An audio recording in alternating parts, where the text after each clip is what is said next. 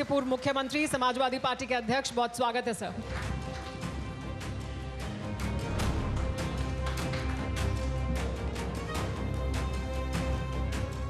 लखीमपुर खीरी आप जाने वाले थे, आपका काफिला जो है वो रोका गया, बहुत सारे विपक्षी नेताओं को रोका गया।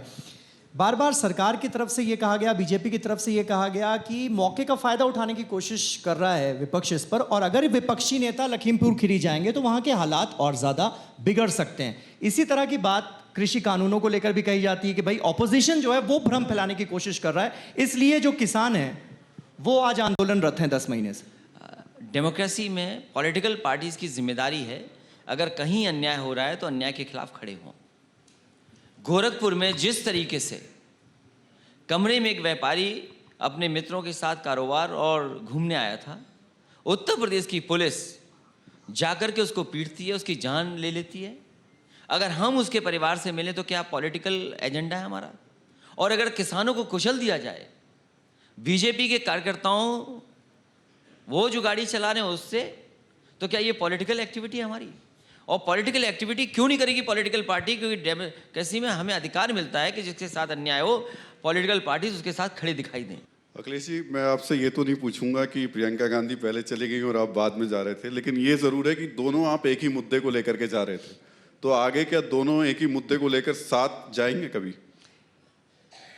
जो पुराना अनुभव रहा है हमारा कांग्रेस के साथ, वो ठीक नहीं रहा। इसलिए समाजवादी पार्टी की कोशिश है कि अपने संगठन को ठीक करके। तब राहुल गांधी थे, अब प्रियंका गांधी है। कांग्रेस तो कांग्रेस है, उनका चुनाव चिन्ह जो है वो एक ही रहेगा। तो आपको लगता है कि ये साथ भी पसंद नहीं आएगा यूपी को? इस बार उत्तर प्रदेश की जनता ने मन बनाया कि भारतीय जनता पार्टी को यहां से हटाएंगे। और जो सवाल जनता के सामने है, आज भारतीय जनता पार्टी को महंगाई नहीं दिख रही है, भारतीय जनता पार्टी को बेरोजगारी नहीं दिख रही। यही भारतीय जनता पार्टी, इसने कहा कि किसानों की हम आय दोगुनी कर देंगे।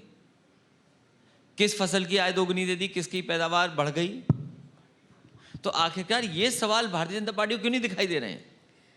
अखिलेश जी, साथ आने की बात पर आज हमारे साथ एक और मेहमान थे, ओम प्रकाश राजभर जी। उन्होंने भी कहा कि अखिलेश यादव जी जो हैं उनके साथ जाने में बहुत संभावनाएं और हम सबको सोचना चाहिए उस ओर जाने के बारे में।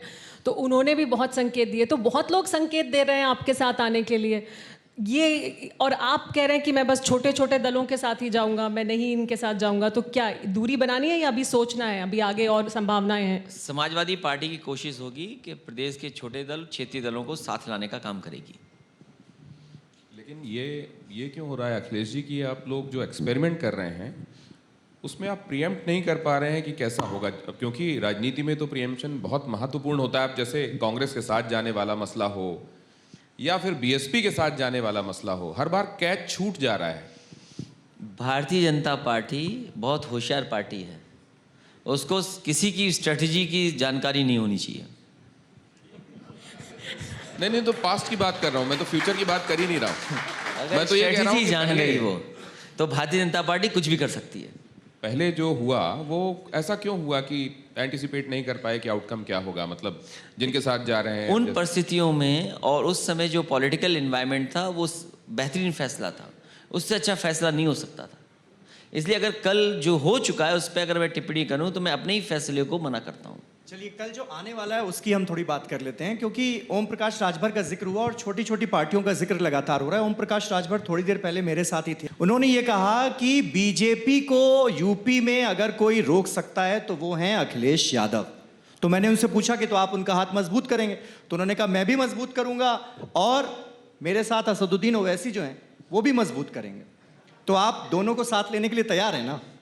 मैंने आपसे कहा कि कोई भी स्ट्रेटजी का खुलासा नहीं करेगी समाजवादी पार्टी।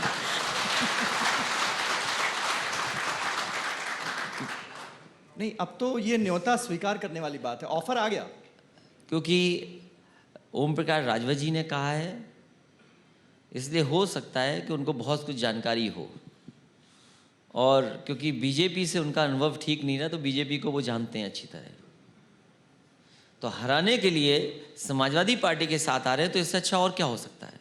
ये इसको लेकर एक एनालॉजी ड्रॉ की गई अखिलेश जी बैंड बाजा वाली एनालॉजी, जिसमें ये कहा गया कि कई लोग ऐसे होते हैं पार्टियां और वोटर्स जिनको बैंड बाजा की तरह इस्तेमाल किया जाता है।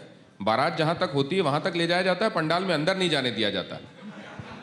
इस बार क्या किया जाने वाला है इन पार्टियों के साथ?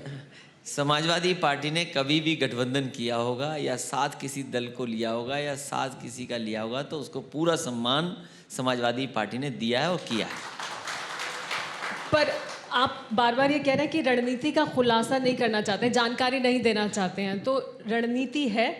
और क्या बीजेपी से आपको लगता है कि रणनीति है आपकी? तो डंके की चोट पर बताएं उसे भी मैदान में उतर के। समय आने पर वो भी बताया जाएगा। और एक समय ऐसा आया था जब मुख्यमंत्री और उप मुख्यमंत्री दोनों अपनी लोकसभा हार गए थे। अच्छा अखिलेश जी, कोई ये खास स्ट्रेटजी है क्या कि आप बीजेपी पर तो अटैक करते हैं, बाकी विरोधी दलों पर भी अटैक करते हैं, लेकिन मायावती जी के ऊपर कोई सीधा अटैक, उनकी पॉलिसीज के खिलाफ कोई सीधा अटैक हम देखते ही नहीं? वो अब लड़ाई में नहीं है, इसलिए उनसे क्या बोलना उनके बारे में। तो बुआ के साथ दोबारा गठबंधन पॉसिबल नहीं है? अब कोई गठबंधन नहीं होगा। और इसके साथ हम अपने सेशन के अंत में आ रहे हैं और आखिर में चलते चलते एक बार तो कुछ हिंट ही दे दीजिए, वो कौन सी रणनीति है जिसकी आप जानकारी हमें नहीं दे रहे हैं? अभी चुनाव में बहुत समय नहीं है, 100 दिन बचे हैं। जब तारीख आ जाएंगी, 100 से कम दिन होंगे, लगभग 100 ही दिन होंगे, और जैसे ही तारीख चुनाव की आएगी आपको स्ट्रेटजी भी पता लग जाएगी कि स्ट्रेटजी क्या है समाजवादी पार्टी। चलिए तब हम एक और कॉन्क्लेव कर लेंगे आपके साथ, एक और इंटरव्यू कर लेंगे और वो हमारे सामने रणनीति आ जाएगी। बहुत शुक्रिया हमारे साथ जुड़ने के लिए अखिलेश यादव जी। अखिलेश यादव ने जो सभी सवालों के जवाब Thank you बहुत so much. साफगोई के साथ दिए, जैसा कि वो हमेशा देते हैं। बहुत धन्यवाद sir. Thank you so much.